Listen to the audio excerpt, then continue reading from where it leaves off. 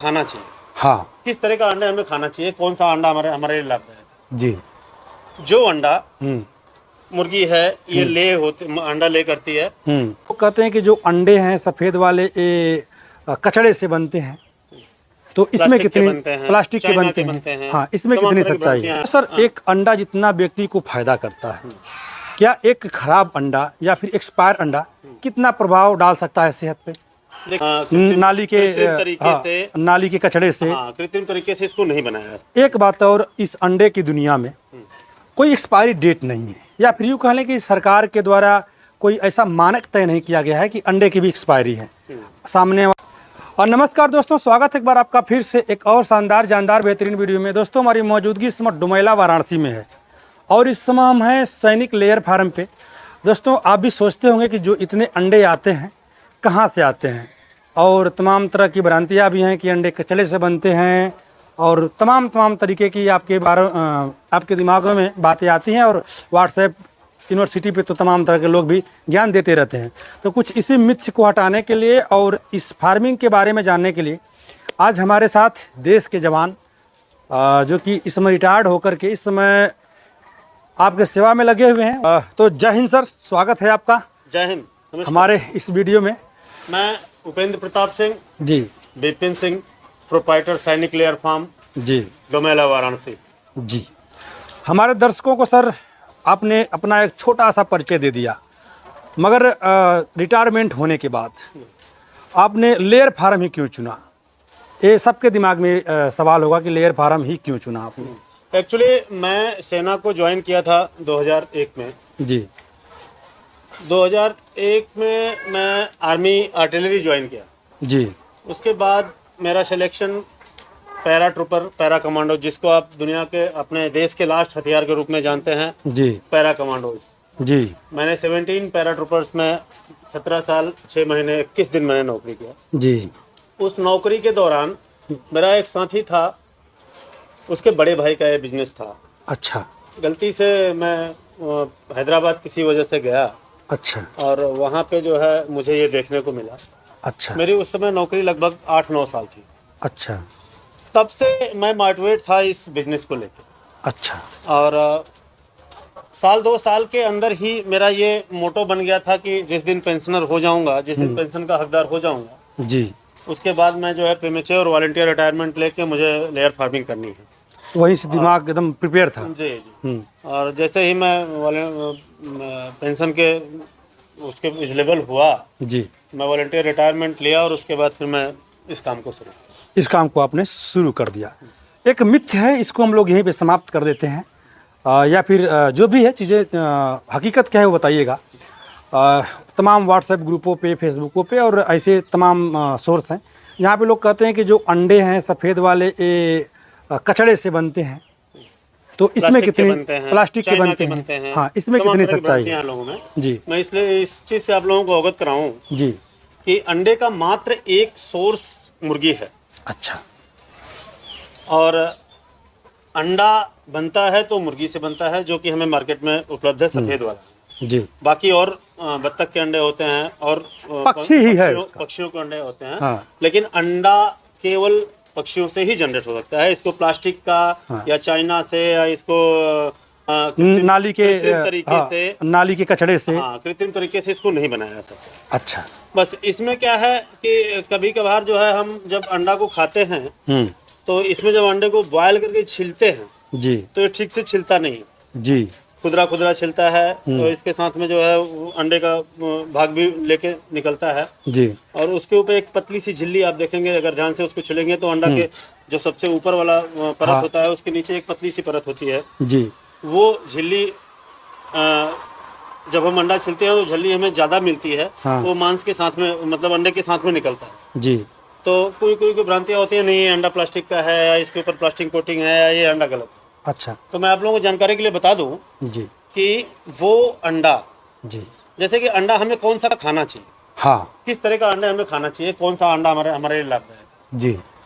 जो अंडा मुर्गी है ये अंडा ले करती है, उसके बाद अंडा ले करने के बाद हम तुरंत उसको अगर बॉयल करते हैं, अच्छा, और उसके बाद छिलते हैं उसको, तो ठीक से नहीं छिले। अच्छा। उसमें जो है वो खुरदुरा छिलेगा, मांस के साथ छिलेगा, उसमें पतली वाली झिल्ली जो है नीचे से लेके आएगी उसके परत को। और यही अंडा अगर हम 4 से 5 दिन पुराना हो जाता है तो ये ऑटोमेटिक छिलने लगता है। अच्छा। तो कई भ्रांतियां ये है कि जो अंडा छिलते हैं सही तरीके से नहीं छिलता है, तो उसमें लोगों को लगता है कि नहीं अंडा सेक नहीं। और एक्चुअली में देखा जाए तो वही अंडा खाने योग्य है, वही अंडा खाना चाहिए जो कि सही से छिल नहीं रहा।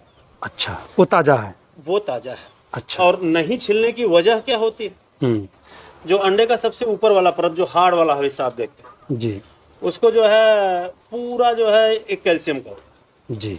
उसके नीचे से प्रोटीन की परत होती है। और कैल्शियम प्रोटीन जब बराबर मात्रा में होता है जी, तब वो चिपका हुआ होता है। अच्छा। एक अंडा ले करने के बाद एक निश्चित रेशियो से इसके प्रोटीन की मात्रा इसमें घटने लगती है। अच्छा। प्रोटीन टूटता है। हाँ, जब इसमें प्रोटीन की मात्रा घटने लगती है जी, और 4 से 5 दिन हो जाता है, कुछ परसेंट प्रोटीन घटता है, फिर उसके बाद हम छिलेंगे तो कैल्शियम और प्रोटीन अलग होने लगता है, तो आराम से छिल जाता है जी। तो उसको लोग बोलते हैं भाई ठीक है। अच्छा, एक बात और, ये तो चीज़ें मतलब पहचान की हो गई। जो अंडा नहीं सही से छिल रहा है उस दिन खुश हो जाएं कि आज अंडा ताज़ा मिला है, और जो छिल रहा है थोड़ा सा पुराना है। हाँ, अच्छा, एक बात और, इस अंडे की दुनिया में कोई एक्सपायरी डेट नहीं है, या फिर यूँ कह लें कि सरकार के द्वारा कोई ऐसा मानक तय नहीं किया गया है कि अंडे की भी एक्सपायरी है। सामने वाला अगर एक्सपर्ट है तो समझ पाएगा, नहीं एक्सपर्ट है तो कोई बात नहीं, चल जाएगा, कोई भी अंडा उठा करके खा सकता है। कितने दिन तक अंडा को खाया जा सकता है, और कितने दिन के बाद तक अंडे को कंज्यूम करना चाहिए? इसके लिए भी जी हमारी एक उत्तर प्रदेश समिति है, कुक्कुट विकास समिति जी, हमारे फार्मरों की गठित की हुई कमेटी है जी, जिसमें करीब हम लोग 800-900 फार्मर हैं लगभग जी, जो हमारा हेडक्वार्टर लखनऊ में जी। इसके लिए भी हम लोगों ने एक अभियान बीच में पिछले 2 वर्ष पहले हमने इसको शुरू किया था। हमें जो है सरकार द्वारा अनुमति भी दी गई थी कि अंडे का लेइंग डेट जो है निर्धारित किया जाए जी, और इसमें को अंकित किया जाए कि भाई ये किस डेट का अंडा, किस डेट का अंडा है, और मार्केट में कंज्यूमर के पास या हमारे उपभोक्ताओं के पास जो है वही अंडा पहुंचे जो कि सही तरीके का हो, और उसको खाने से हमारे कंज्यूमर्स को फायदा हो, हमारे जो है लोगों को जो है उसका सही, जो अंडा आदमी खरीद रहा है खा रहा है उसका सही फायदा मिले जी। लेकिन उसमें थोड़ी राजनीति अंदर घुसी और उसको जो है दरकिनार कर दिया।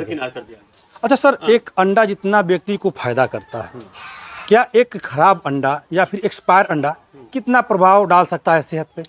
देखिए, जब अंडे में प्रोटीन की मात्रा कम हो जाए जी, एक मेरे हिसाब से एक नॉर्मल कंज्यूमर के लिए अंडा टेस्ट करने का जो एक तरीका है जी, शीशे के ग्लास में एक अंडे को लें और पानी, आधा ग्लास पानी डालें, उसमें ग्लास अंडे को डाल दें जी। अंडा एक स्थिति में होगा कि हॉरिजॉन्टल जाके पेंदे में बैठ जाता है। अच्छा।